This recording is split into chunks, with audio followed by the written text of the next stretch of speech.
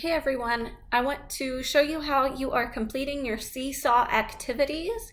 We will be using Seesaw quite a bit, so please get familiar with it. Also, please note that I added my daughter to our class just so I could see the student view and model how to do this. So you're going to see that she logs in a different way because she's not a Palm Springs student. So you're going to click I'm a student and sign in with Google. And when you do that, you're going to select your school account. When you do that, it brings you right to our Seesaw page. The Seesaw activity that is due today is finding theme. If you click on it, you will see the directions. That one actually brought me to my account and I don't. Okay, it's Addison's now. When you click on it, you'll see the directions. So what you're going to do is you're going to come over here. You're going to click that button. It will not say finish responses because I had to reassign this to Addison. So when you're here, you can click and drag a text box. The text box will not be there. You're going to click it and drag it. You're going to make it big so that it fits, okay? I already have one there, but that's what you would do. You would click and drag the text box, okay? If you accidentally type too many, no worries, that's okay.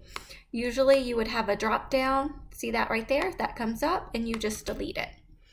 Now first you need to read the directions.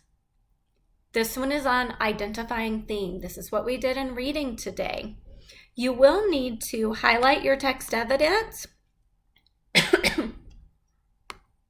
So click and drag your text evidence. This is not really your text evidence, I'm just showing. Then you would come down here and you would type in your text box. Then you would go to the second page right here. It shows me I have 2 pages. Same thing, highlight that text evidence, import a text box just by doing that, move it to where you want it, and then you can type in it. If you do too many text boxes, click it, that will come up and you click delete.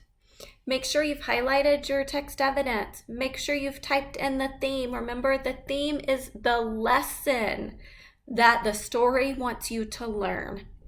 When you're all done, you're going to click the green check mark. Now it's telling you it's waiting for teacher approval. That means it has been sent to me and I need to check it. If I have to send it back, that means you need to correct something on it or you turned it in blank. I will normally have a comment and you'll find that comment right here. Okay? Get familiar with this. This identifying theme is due today, Wednesday, October 21st by midnight.